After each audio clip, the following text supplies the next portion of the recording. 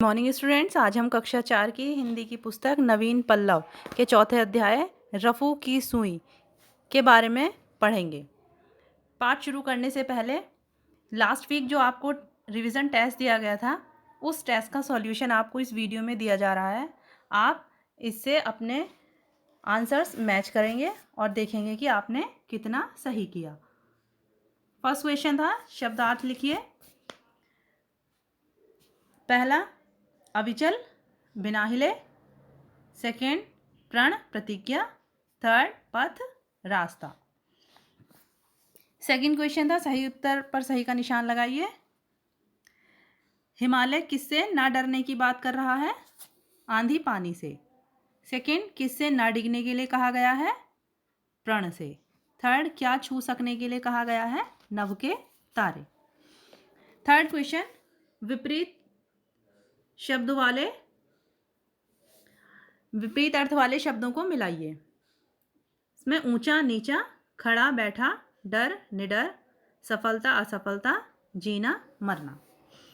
Next question, ऊंचे उठकर क्या करने को कहा गया है? ऊंचे उठकर जग में अपना नाम रोशन करने को कहा गया है। नेक्स्ट, सफलता का मूल मंत्र क्या है? पथ पर अचल रहना व निरंतर कोशिश करना सफलता का मूल मंत्र है। नेक्स्ट, संसार में सफलता किसको मिलती है? संकट का सामना करने वाले को संसार में सफलता मिलती है। तो आप इस टेस्ट के आंसर्स मैच करेंगे और आशा करती हूँ कि आपने इस टेस्ट को अपने पेरेंट्स की प्रेजेंस में ही किया होगा। आइए शुरू करते हैं। पाठ, रफू की सुई। रफू की सुई हैंस एंडरसन द्वारा लिखी गई एक विदेशी कहानी है, जिसका हिंदी में अनुवाद किया गया है। तो इस कहानी में रफू की सुई के गिरने और उसकी दुर्गति भरी यात्रा का रोचक वर्णन किया गया है। तो पहले कथावाचन। एक समय में एक रफू की सुई थी जो अपने आप को इतना बारीक समझती थी कि उसे लगता था कि वह कढ़ाई की सुई है। ध्यान रखो और मुझे अच्छी तरह से पकड़ो, उसने उन उंगलियों से कहा जिन्होंने उसे बाहर निकाला था। मुझे गिराना मत, यदि मैं ज़मीन पर गिर गई तो फिर नहीं मिलूंगी, क्योंकि मैं बहुत बारीक जो हूँ। हो सकता है, उंगलियों ने कहा और उसे चारों ओर से दबाकर पकड़ लिया। देखो, मैं एक ट्रेन के साथ आ रही हूँ, सुई ने कहा और अपने पीछे लंबा धागा लेकर आई, लेकिन धागे में गांठ नहीं थी। उंगलियां सुई को बावर्चिन की उन चप्पलों के पास लाईं जिनका ऊपर का चमड़ा फट गया था और उसे ठीक से पहले जैसा सिला जाना था। यह बहुत गंदा काम है, सुई ने कहा। मैं इसमें से नहीं निकल सकती। मैं टूट रही हूँ, मैं टूट रही हूँ, मैं टूट रही हूँ। और वह सचमुच टूट गई। क्या मैंने गलत कहा था? सुई बोली। मैं बहुत बारीक हूँ, अब यह एकदम बेकार हो गई है, उंगलियों ने कहा। लेकिन उन्हें उसी तरह पकड़े रहना पड़ा, क्योंकि बावर्चिन ने उस पर थोड़ी लाख लगाकर उससे अपना रुमाल अपने सामने की तरफ टाँक लिया। अब तो मैं एक रुमाल लगाने की सजावटी पिन बन गई हूँ, सुई बोली।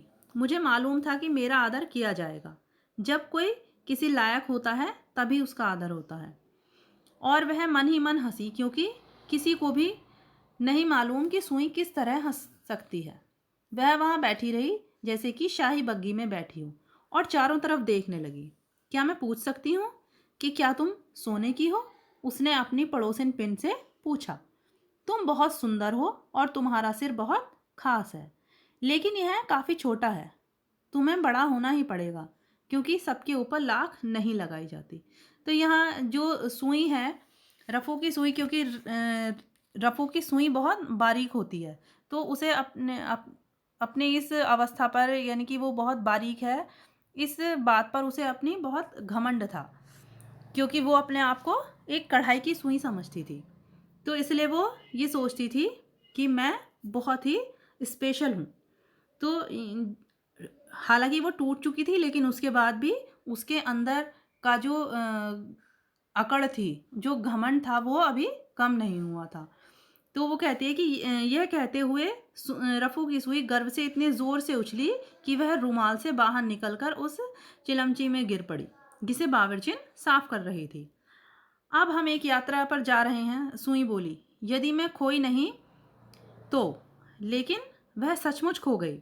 जब वह एक नाले में पड़ी थी, उसे लगा कि इस दुनिया के लिए बहुत छोटी हूँ, लेकिन मैं जानती हूँ कि मैं कौन हूँ, और यही एक खास बात है। इस तरह रफ़ू की सुई ने अपना गर्व बनाए रखा और हंसी मजाक की आदत भी नहीं छोड़ी। उसके ऊपर से तरह तरह की चीज़ें तैरकर निकल गई, घास टुकड़े और पुराने अखबारों के टुकड़े। तो जो रफ़ू की सुई थी, भले ही उसकी इस समय अवस्था खराब हो चुकी थी, वो टूट चुकी थी, लेकिन उसके बाद भी वो हिम्मत नहीं हार रही थी। वो कोशिश कर रही थी कि मैं किसी तरह से अपने आप को खुश रखूं। तो वो कहती है कि देखो वे कैसे तैर रहे हैं, सुई ने अपने आप से कहा। उन्हें नहीं मालूम उनके नीचे क्या है। मैं यहाँ हूँ, मैं यहाँ जमी रहूंगी। देखो, एक लकड़ी का टुकड़ा सिर्फ अपने बारे में ही सोचता हुआ जा रहा है कि मैं एक लकड़ी का टुकड़ा हूँ। अब एक घास का टुकड़ा जा रहा है, वह किस तरह पलट रहा है, वह किस तरह चक्कर खा रहा है। केवल अपने बारे में मत सोचो, तुम पत्थर से टकरा सकते हो। अब एक अखबार का टुकड़ा जा रहा है, उस पर जो लिखा था वह तो कब का धुल चुका है, लेकिन अभी भी वह अपने आप को बहुत कुछ समझ रहा है। मैं यहाँ चुपचाप धैर्य से बैठी हूँ।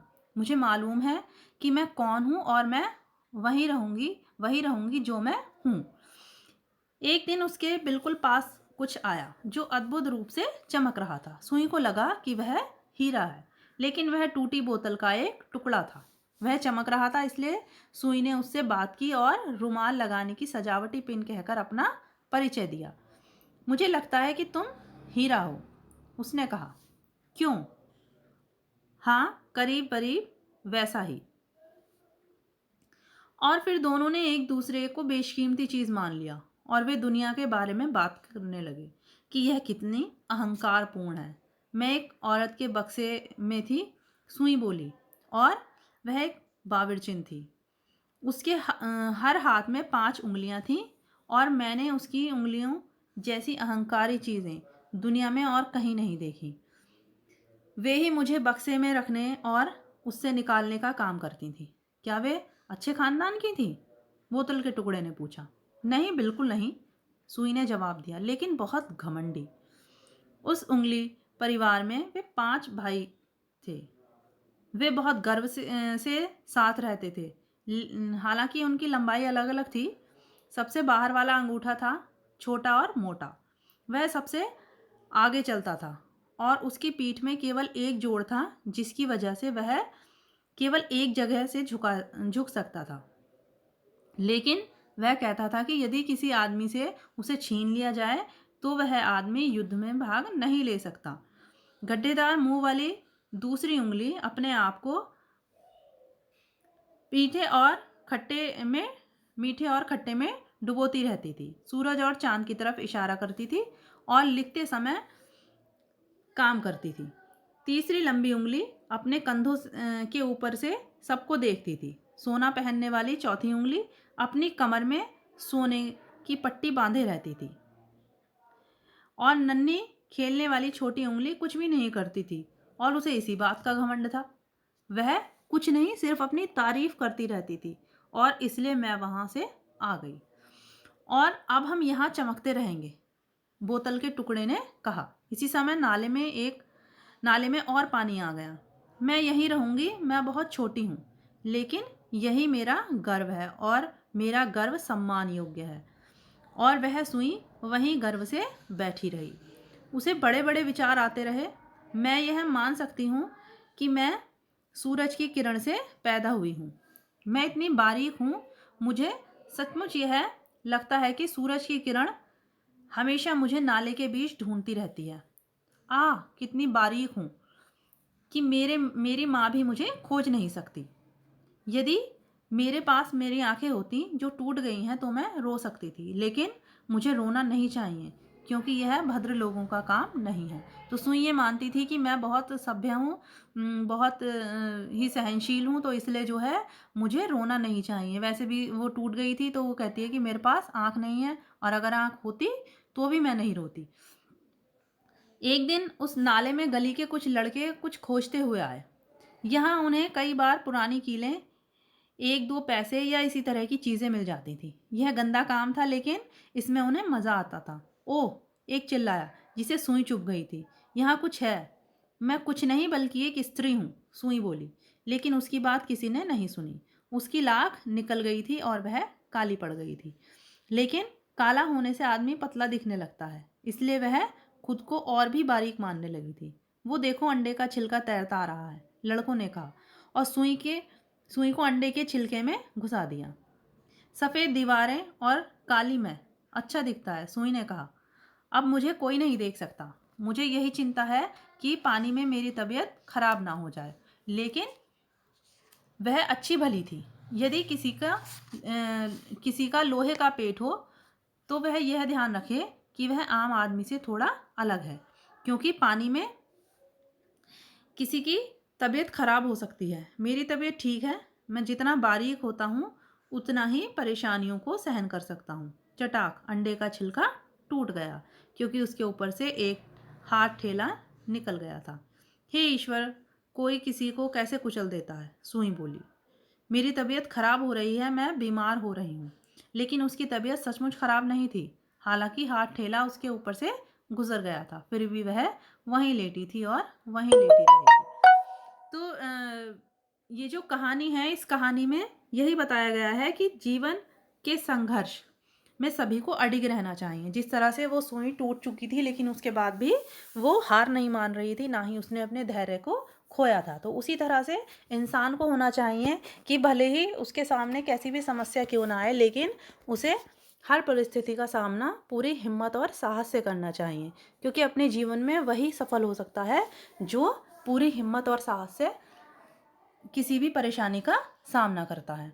कि असफलता एक चुनौती है, इसे स्वीकार करो। क्या कमी रह गई देखो और सुधार करो। जब तक न सफल हो नींद चैन को त्यागो तुम। संघर्ष का मैदान छोड़कर मत भागो तुम। कुछ किए बिना ही जय जयकार नहीं होती। कोशिश करने वालों की कभी हार नहीं होती। तो हरिवंश राय बच्चन जी द्वारा लिखी गई ये पंक्तियाँ हमें इसी बात के लिए प्रेरणा देती हैं कि हमें हर हाल में खुश रहना चाहिए, और अगर हम किसी कारण से असफल हो भी गए हैं तो हमें उससे परेशान नहीं होना चाहिए। सोचना चाहिए कि हाँ, अभी हमारे अंदर क्या कमी रह गई है। तो उसी तरह से जो ये सुई थी, भले ही वो टूट चुकी थी, लेकिन उसके बाद भी वो अपने आप में खुश थी। उसे पता था कि अब उसका जीवन बेकार है, लेकिन उसके बाद भी वो अपने आप को बहुत भद्र यानी सभ्य बता रही थी और कह रही थी कि मुझे रोना नहीं है। तो आशा करती हूँ कि यह कहानी आपको समझ में आ गई होगी।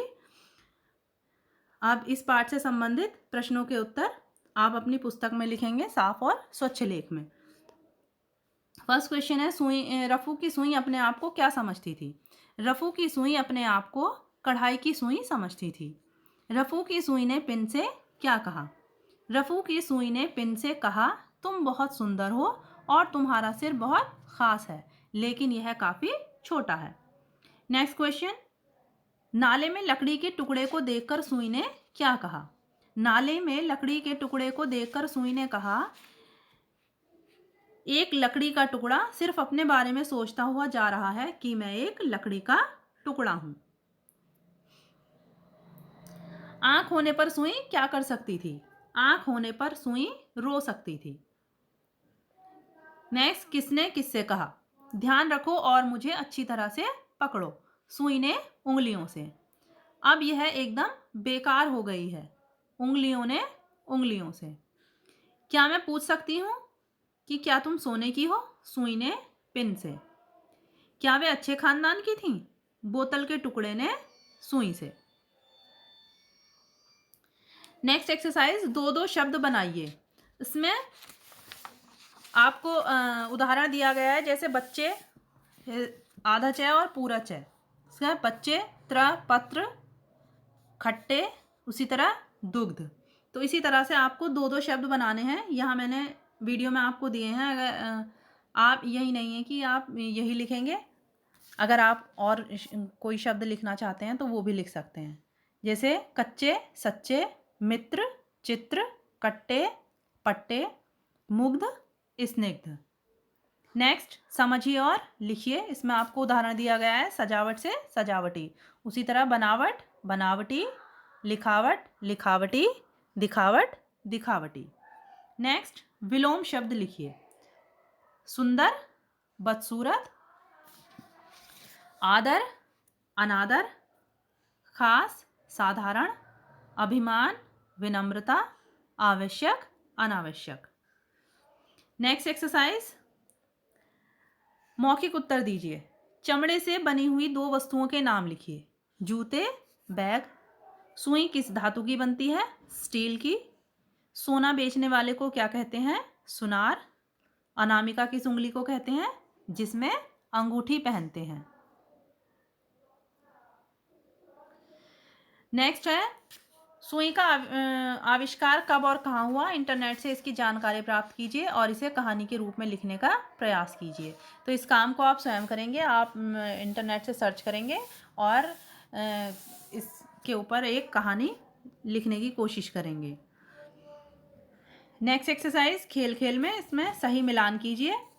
तो first safety pin, second you pin, third all pin, fourth pin. तो आशा करती हूँ कि आप को यह पाठ समझ में आ गया होगा और आप इस पाठ के प्रश्नोत्तर और अतिरिक्त प्रश्नों के उत्तर अपनी पुस्तक में साफ और स्वच्छ लेख में लिखेंगे और शब्दार्थ और श्रुत लेख भी आप साथ साथ याद करते रहेंगे, क्योंकि ये भी एक्सरसाइज का ही एक हिस्सा है। और फर्स्ट रिवीजन टेस्ट का सॉल्यूशन आपको दे दिया गया है, उसे आप मैच करेंगे और नेक्स्ट वीक आपको नेक्स्ट चैप्टर का टेस्ट दिया जाएगा। तो आप इस टेस्ट को अपने पेरेंट्स की प्रेजेंस में ही करें। Thank you.